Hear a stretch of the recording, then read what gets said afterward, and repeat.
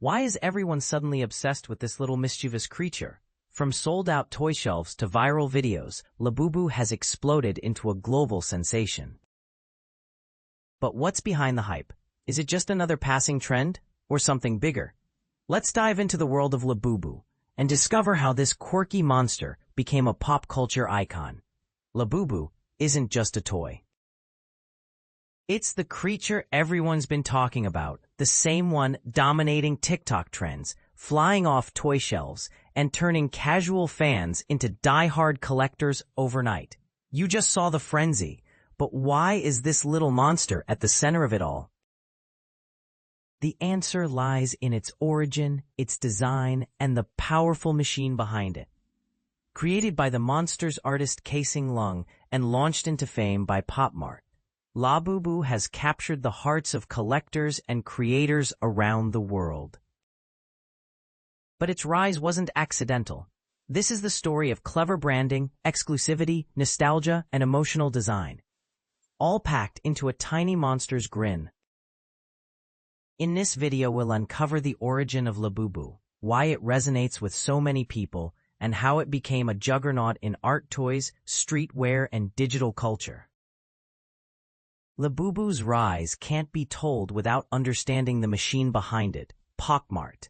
Think of Mart as the Funko of Asia, but smarter, trendier, and far more mysterious. Founded in 2010 in Beijing, Mart pioneered the blind box model. You don't know which figure you're getting until you open it. And that mystery, it creates addiction. Some figures are common, some are rare, and a few are secret editions, so rare they can resell for hundreds of dollars. When Kasing Lung partnered with Mart, Labubu was no longer a niche art toy. It became a nationwide obsession in China and quickly expanded to global markets, Southeast Asia, Japan, the US, and Europe. Mart stores became pilgrimage sites. Their vending machines appeared in malls, airports, and metro stations. Labubu was always popular, but Mart gave it scale, structure, and strategy. The company's business model thrives on artistic IP, artificial scarcity, and a deeply gamified buying experience. They knew how to make collecting feel like a sport, with exclusives, limited editions, and flash drops. Labubu, with its expressive face and endless style variations, became the perfect character for this system. Mart turned collecting into community, into status, into culture. But how did Labubu go viral beyond the toy world? Let's look at TikTok, resellers, and the psychological loop that turned fans into full-blown obsessives. The moment Labubu hit TikTok, it was over. What began as a niche toy quickly became a viral phenomenon. TikTok creators posted videos of massive hauls, rare pulls, unboxings, and emotional reactions, and the algorithm ate it up. Hashtags like #Labubu and #PopMart unboxing racked up millions of views. But what made this more than just a toy trend was scarcity. Many Labubu editions were limited, some to a few thousand pieces, some even less. Mart mastered the art of the limited drop. A release would sell out in minutes. Resale prices would spike immediately, sometimes 5x or 10x the retail price. Suddenly, collectors weren't just fans, they were investors. Enter the resellers. Scalpers began snapping up blind boxes to flip rare Labubu figures online.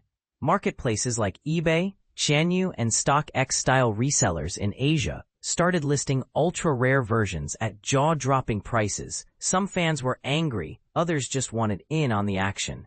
It fueled the hype even more.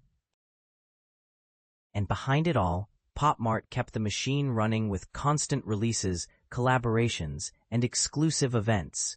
The FOMO was real, the emotional high of a rare pull, addictive, and the disappointment of missing out, shareable. This created a viral loop. People showed off their collections online. Others rushed to buy in. A scarcity drove up perceived value, and even more content got made about it. Labubu wasn't just being collected, it was being watched, hunted, and envied in real time across the internet. But Labubu didn't just stay in display cases. It started showing up on hoodies, sneakers, and high-end collectibles. Next, let's look at how it made the jump from toy to fashion icon. What started as a cute collectible soon broke into the world of fashion and streetwear, and that's when Labubu officially leveled up. Labubu isn't just displayed, it's worn, flaunted, and styled.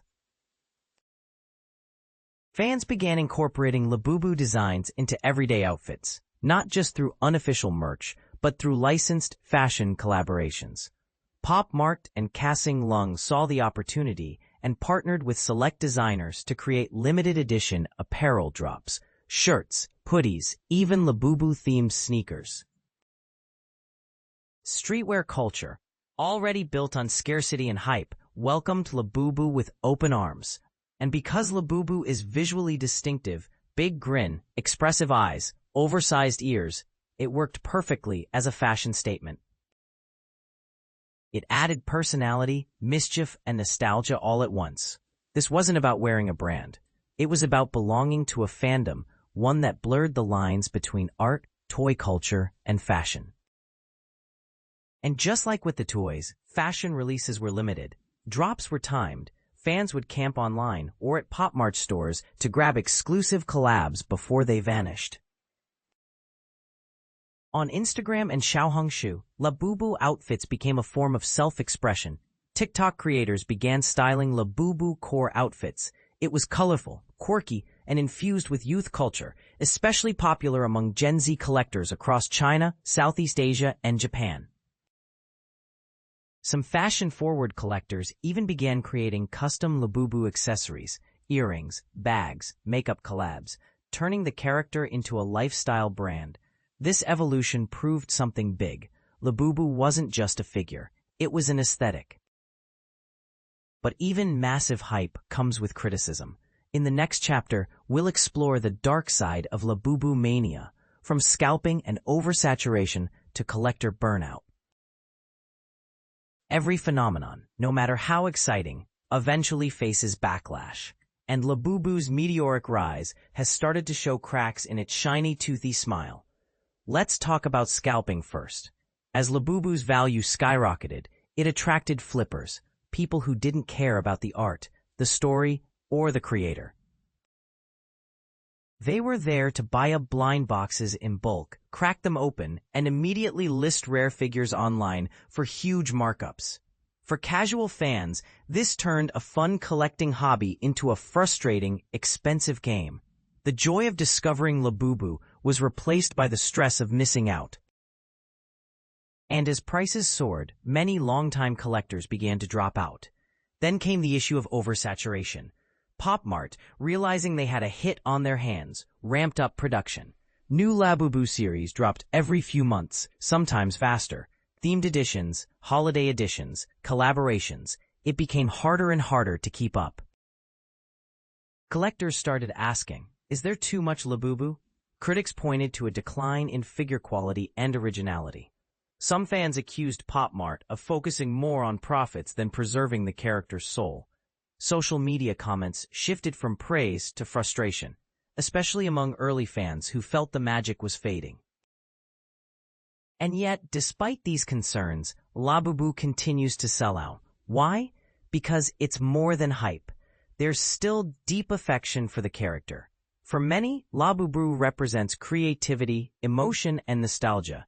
But it also reflects something else, the fine line between art and consumerism.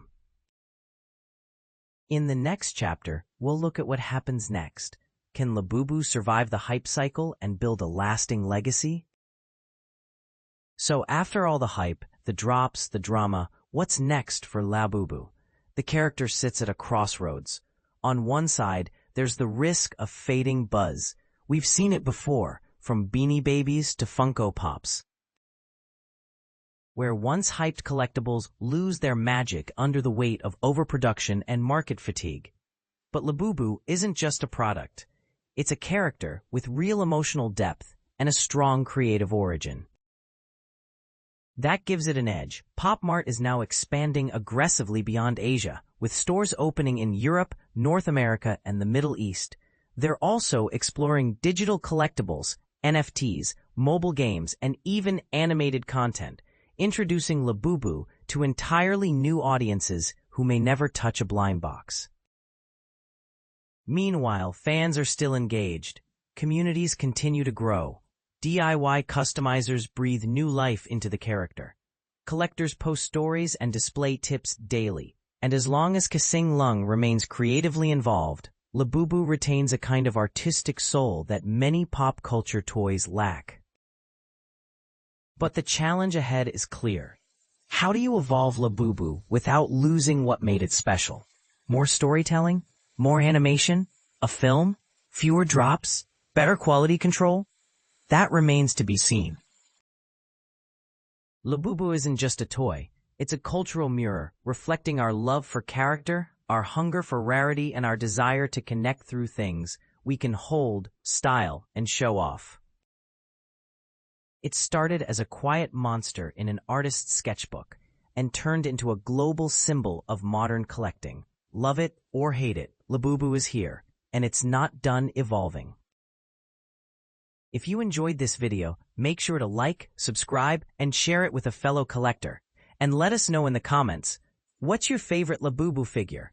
Do you collect for love, investment, or both? Thanks for watching.